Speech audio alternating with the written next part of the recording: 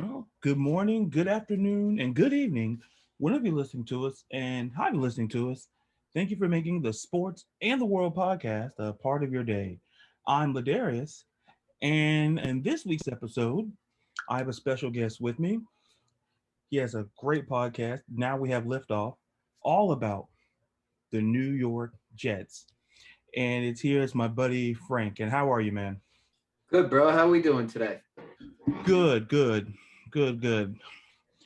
And But before we get started, just let some of the listeners and viewers know a little bit about yourself. Lifelong Jets fan. Been a Jets fan since 1993 when my first game was when Dennis Bird actually walked back onto the field after paralyzing himself the year prior. So we're talking. So that's lifelong to me. That's that checks the box. Yeah, bro. That checks the box for me. A lot of pain and agony. Yeah, listen, I'm a Falcons fan, and it maybe not as long, but I still get those 28-3 jokes, Oh, I'm sure. and I just especially on Twitter, and I'm like, I embrace it. I can say that, hey, we had a lead in the Super Bowl. No one can take that away from us. No, Even we though, can't say that. yeah. So you have to kind of find the bright spot there. Yeah, exactly. But so I want to talk about your Jets because I think they're one of the more interesting teams to me. When I look at the landscape, new regime, bringing Robert Saleh in from the 49ers. And just just to kickstart, some of your thoughts, maybe so far on the new regime and what you observed so far. Well, first and foremost, he was the person that I wanted to be hired. Robert Saleh, when you talked about what the Jets were lacking, I compare him to a mixture of Herman Edwards and Eric Mangini, where he knows what he wants, but he's got that fiery persona about him, and that's something the Jets have needed for a long time. Because when you put on a Jets game, you'll get the dumb penalties, the drive killers, the penalties to keep drives going. It's just aggravating at times, and it seems like now that they're really building a culture that's all in. And his presser, he talked about how he's here to build players up to so they can get that next contract, which I thought was really key. And I think a lot of players are going to buy into that because everybody wants to get paid.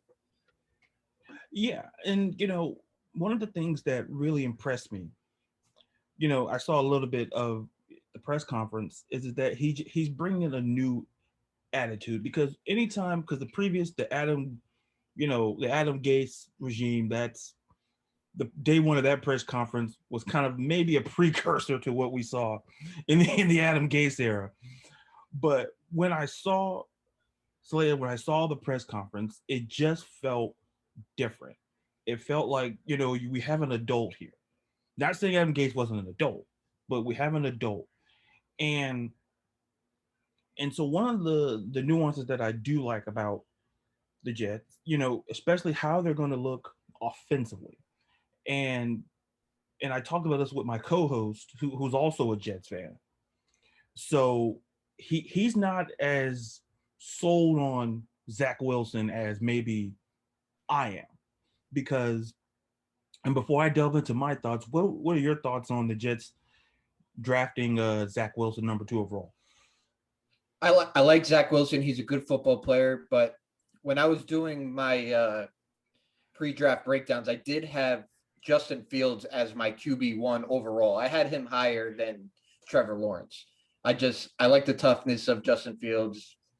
He played big time games. But to get into Zach Wilson, it was hard to tell if Zach Wilson was the player we thought he was because of the level of competition until you put on the film, because people have to realize that his windows aren't as big because of the players that are playing around him. his competition might not be as well, but his teammates aren't as good as Trevor Lawrence's were or Justin Fields were. And tight windows are tight windows. If they're tight windows in college, they're going to be tight windows in the pros. And he was fitting the ball into windows that not a lot of NFL quarterbacks can make, in my opinion. Yeah, and I talked about this a little bit when we were talking on my podcast on previous couple episodes ago. Is on my board, I didn't have Zach Wilson high because, like you, I thought that Justin Fields was just, when you put on the tape on Justin Fields, you just see it. You just see it. But I also kind of defended by saying is that sometimes we have to, understand we're drafting a quarterback or just drafting in general. Now, sometimes drafting the best player is great. But sometimes for the Jets, it felt like to me that the Jets were kind of already on the Zach Wilson bandwagon for a while.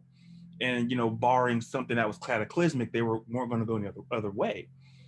But to me, there's a little bit of optimism to me with Zach Wilson because the point that my Jets co-host, my part of the Jets fan, he talked about competition and who he played in college and do you feel that's how do you feel, is that a factor? Does that worry you as a fan that Zach Wilson maybe didn't play the competition that say a Justin Fields did in his collegiate career?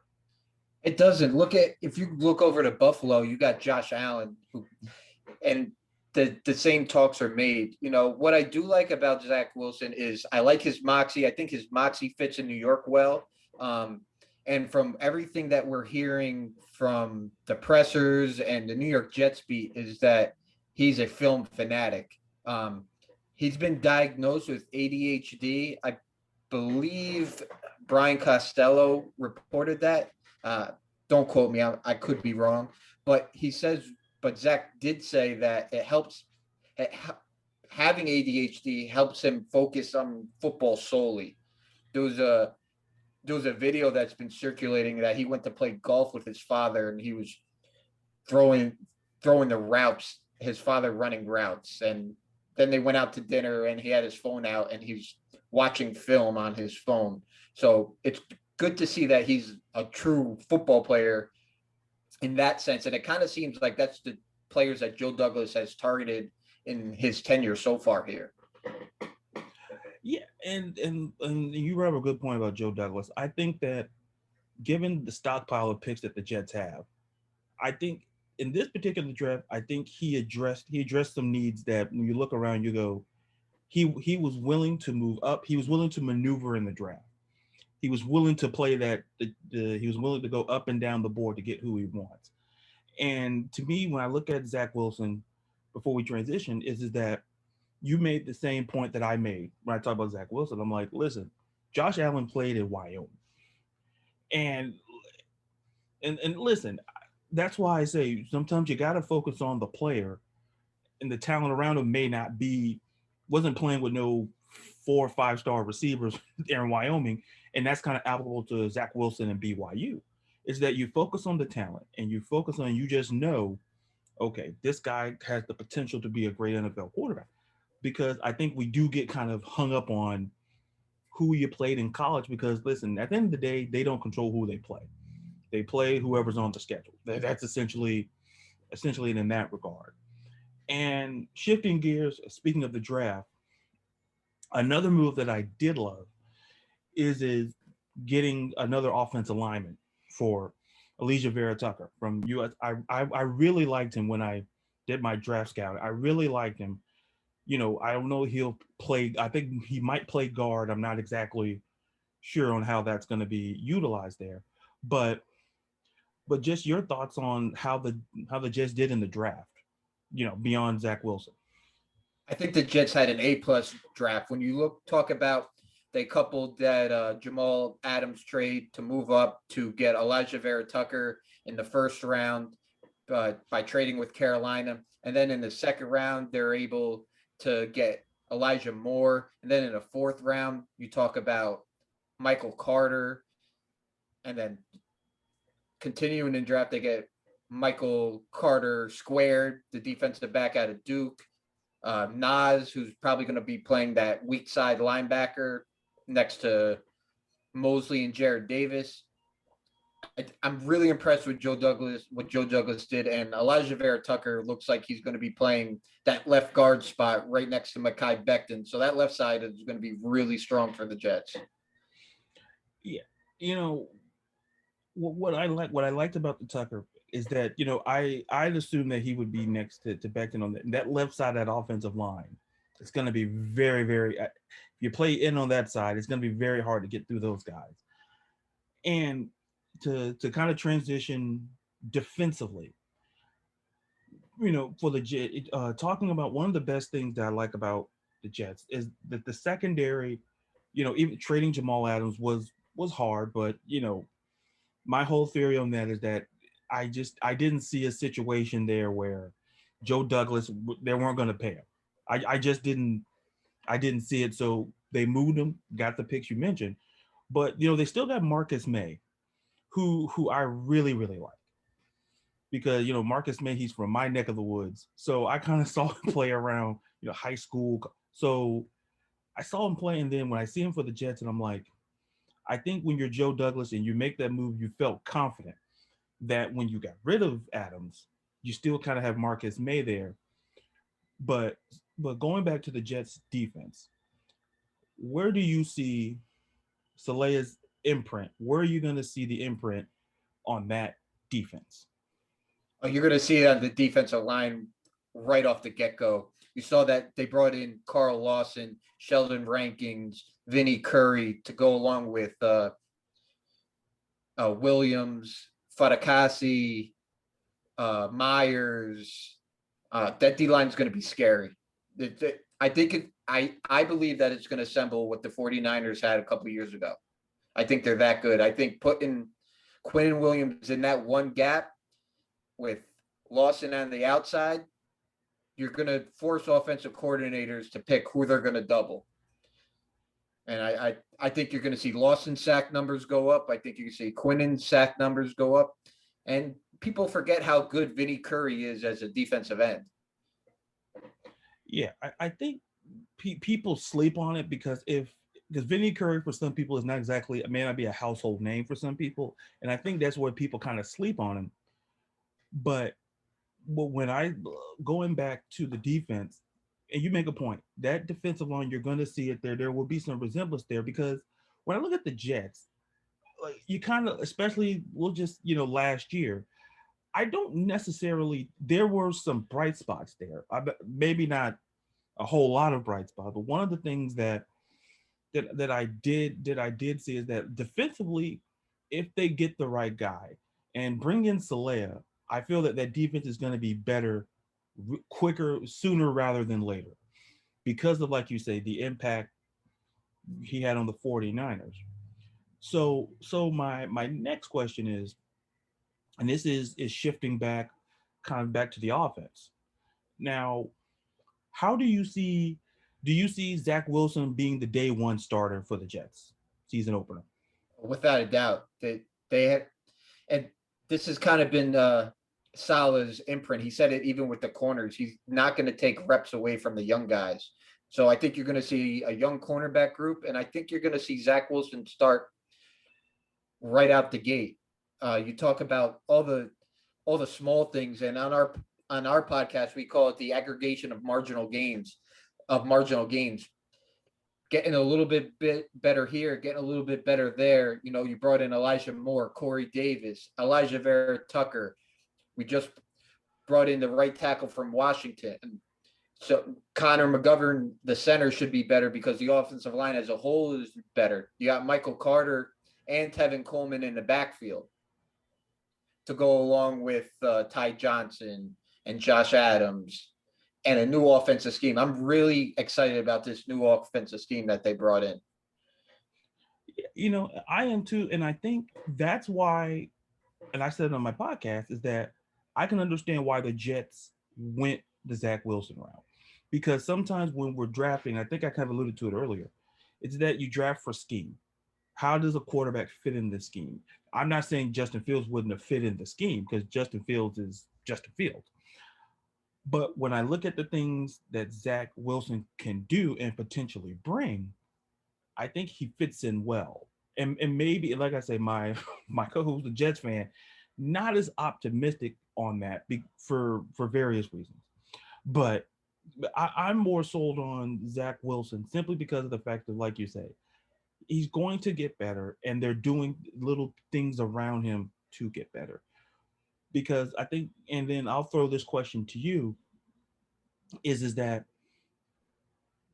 you talked about how the offense is going to look and how it's going to change, how it's going to look different, more like the Niner scheme. What are the expectations for you and for Zach Wilson? Maybe not necessarily touchdown to interceptions, but what are just some of the expectations that you have for Zach Wilson? Well, we actually broke down right now for our podcast. We're doing a position by position breakdown. And a couple of weeks ago, we talked about quarterbacks and running backs. I think it is in the range of outcomes for Zach Wilson to throw for over 4,000 yards, maybe 20 to 25 touchdowns, and like 14 interceptions as a rookie quarterback. Yeah, and by the way, check out the podcast. It's very good stuff, by the way. And one of the things, because that's kind of where I listened and I said, well, I kind of had him 3,500, 4,000 yards. And if you would have said that about 10, 15 years ago, people said, oh, well, you caught a rookie throwing that. But you look at the year Justin Herbert had, which is just off the charts. But when I look at Zach Wilson, I say he just fits what Saleh and that offense is going to do. And like you said, bringing in Corey Davis, Elijah Moore, I talked about him some time ago, and I said, for the value that the Jets got for him and where they got him, I'm like, I could see him getting started. He fits. It just feels like this offense, it's going to look different, and it maybe feel a little bit different.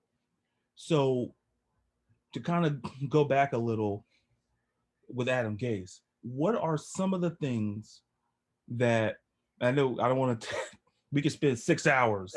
You know it. Yeah, that could be a true crime documentary podcast if we if we go that route. You know it. Because I said on the podcast, I said that's 6 hours, and I'm not gonna. I'm gonna people are gonna tune out in 15 minutes, and I'd probably tune it out too. But going back to the Adam Gase era, what were some of the things that you as a Jets fan saw that, how can I phrase it, that Adam Gase just didn't do well at? I'll just put it as clean as possible in that regard. Well, first and foremost, he's not a good football coach. So that starts off right there. But it's simple things. I played football for a long time. I coached football for a long time, and now I officiate. So the one thing you could do as an offensive play caller to help your young quarterback out is to put somebody in motion so he's able to read the defense and try to see what defense they're in. And Adam Gase never did that. Never put Sam Darnold in positions where he can succeed. And that's your job, number one, as a head coach, offensive coordinator, play caller. And then you go to how he structured his coaching staff. He didn't even have a QB coach on his staff for those 2 years, which I thought was ludicrous and detrimental to Sam's development. Yeah, and sticking with Sam Darnold, to stick on the same lines, to me, when Sam Darnold was drafted, and I said it then, and now I look foolish now for saying, retrospect, but I said that Sam Darnold, to me, was the best quarterback in that class, simply because what I saw at USC, and I said, Sam Darnold's a guy, if you put him in the right position, he could thrive. And I felt with the Jets, as the team, I said, but I looked at who the coach was, and I'm like, oh boy. And I think, and I took this takeaway, and then I'll see if you agree, is that Adam Gase to me never showed me that he could develop quarterbacks. It's the same. It's the same knock I have on John Gruden. It's that I get the reputation and I get all of that, but can you develop a quarterback? And Adam Gase, look at Ryan Tannehill in Miami. As soon as Ryan Tannehill, people thought, okay, he was done. He goes to Tennessee, looks like a different guy, and I go, no, that's coaching. That's having adults who know how to coach. And I felt that Sam Darnold fell trap to Adam Gase not being a good coach. But I guess the roundabout question would be, do you feel that Sam Darnold still did you feel as a fan that Sam Darnold, excuse me, was kind of shortchanged by Adam Gase? So the fan base is kind of split on this. And me and my co-host were definitely split about this when the prospect of trading Sam came up. I was not a huge fan of Sam coming out of USC because when you threw on that tape, he was a turnover machine. That's all he did was turn the ball over. And when he came here, you kind of saw that hero ball that he likes to play. When a play's not there, he'll throw it into triple coverage. He'll throw it when there's two guys blanketing a receiver instead of either doing a check down or throwing the ball away. Sam doesn't like to do that all too much. And I don't really have high hopes for him in Carolina, to tell you the truth. That's just me personally. A lot of other Jet fans think he's going to go down as one of the biggest trade blunders that we've had, but me personally, I don't see it. Just me being on the outside, Falcons fan, or me being on the outside as a fan, I was high on Darnold, but I felt I don't care how great of a talent you are coming out of college. I think factors of where you land and how the coaching is, because if you look at Lamar Jackson. Lamar Jackson fell, and he got John Harbaugh and a pretty good coaching staff. And you look at Baker Mayfield, and he lands. We thought, okay, it's gonna be rough times there for him, but now the Browns may look like something.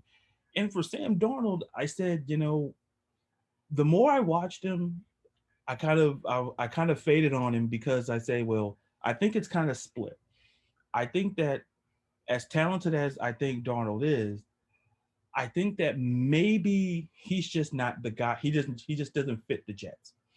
I just think that him going to Carolina, I'm not going to say he's going to go out there and light it up for Carolina, but I look at the Sam Darnold era for the Jets, and go very maligned. And I think the fact that he's going to Carolina is that I think some people feel that, hey, maybe this was Adam Gase's fault because Adam Gase can't coach, which I could have told people, but I don't work in this particular.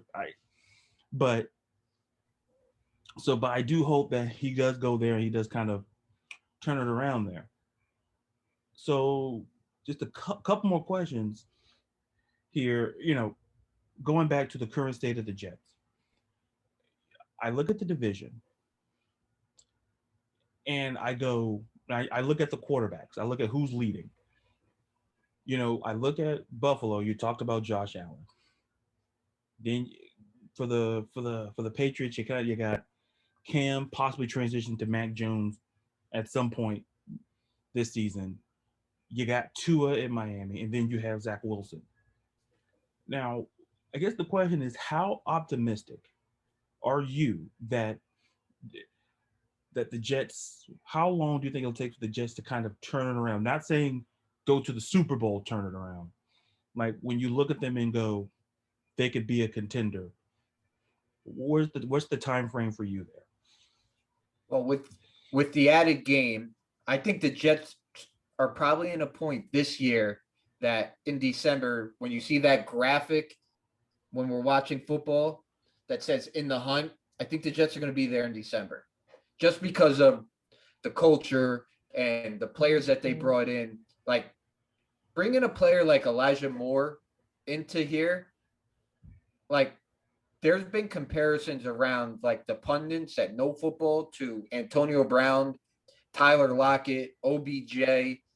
If he turns into that type of player and couple him with Corey Davis and Keelan Cole and Michael Carter, I don't think why there's no reason why they shouldn't be hunting for a wild card berth this year.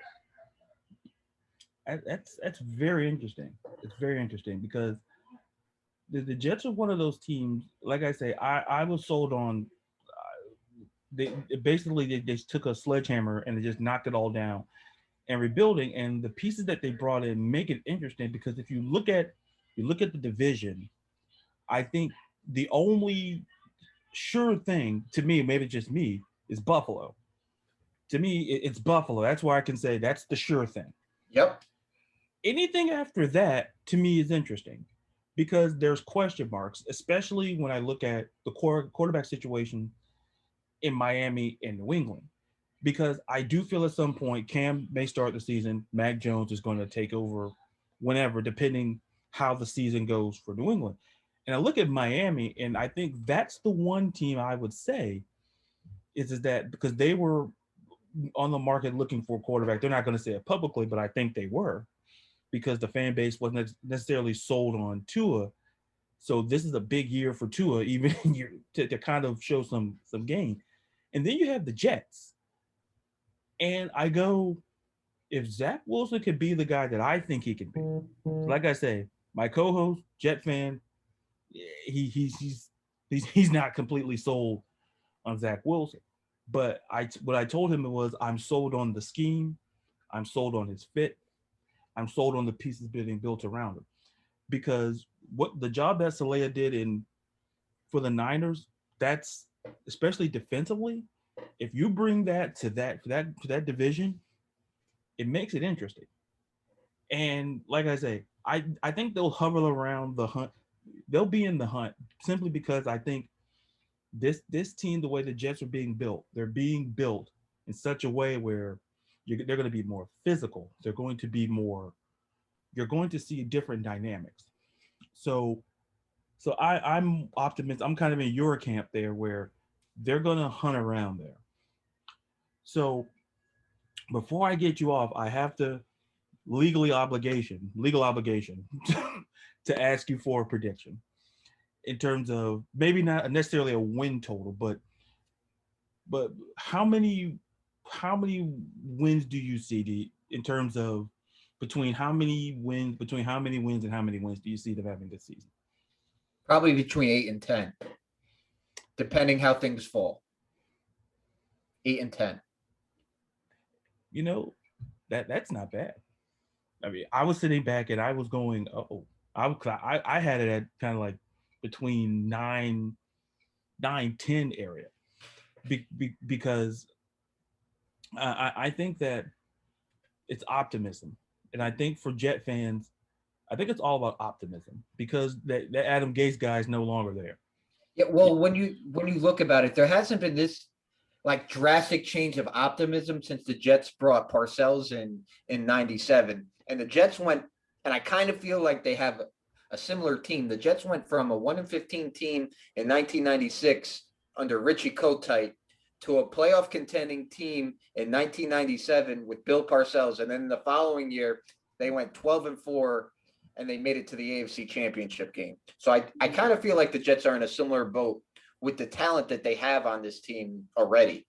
And they have, if you looking forward, they got two 1s and 2 2s going into next year's draft. And, that leads me to another follow-up question before we head out is where do you see Joe Douglas potentially using, because like I say, the stockpile's there in terms of picks. Do you potentially see Joe Douglas using those picks in the draft, or do you kind of see him using it potentially as maybe bringing in a big piece? It depends what that big piece is. I think Joe Douglas showed that there's certain positions he's willing to pay for, like offensive line, left tackle, right tackle, linebacker. edge defensive end. I don't think he's going to pay Marcus May. I think we're probably going to see Marcus May get tagged again and or traded. But if there's a wide receiver or even an exceptional tight end that maybe breaks free, I think you could see that. But if not, I think Joe Douglas is more than content of making those picks. Maybe just maneuvering in the draft, move up, move back, get a player that him and his scouting department's really high on. And it's interesting. Like I said earlier, I was very impressed with how Joe Douglas maneuvered in the draft, going after pieces to build around Zach Wilson. And to me, I think what we saw Joe Douglas was basically doubling down. He got rid of Jamal Adams. And when I look at the Marcus May situation, as much as I like Marcus May, maybe as Jets fans may like Marcus May, I think that Joe Douglas made it clear if he was willing to get rid of Jamal Adams, and I think Marcus May, they tag him, trade him. I think he just has a premium on what positions he values. And every GM is willing to pay for some positions. And I think the way Joe Douglas thinks, he's paying for the trenches. He's willing to go out. And if you got Mekhi Becton, he's willing to got Elijah Vera Tucker. He's willing to go out and invest in that line because he sees, because he's got a franchise quarterback to protect. And if history has shown us anything, you got your biggest asset is the quarterback. So Joe Douglas puts a premium on that. So at the end of the day, I'll be very interesting because I'll definitely be watching because, like I say, I'm a Falcons fan. I always look up for the Jets because I like their turnaround. I just like what they did from the Adam Gase and then just taking. It's kind of like they took the sledgehammer, started knocking everything out. Any resemblance to the Adam Gase era, just sledgehammering it out. Bring in Saleh, bringing in the staff, and you're seeing changes now. Because the biggest key is optimism. So before I definitely let you go, talk to me a little bit about the podcast and where can we listen to you? All right, the podcast is Now We Have Liftoff, New York Jets podcast.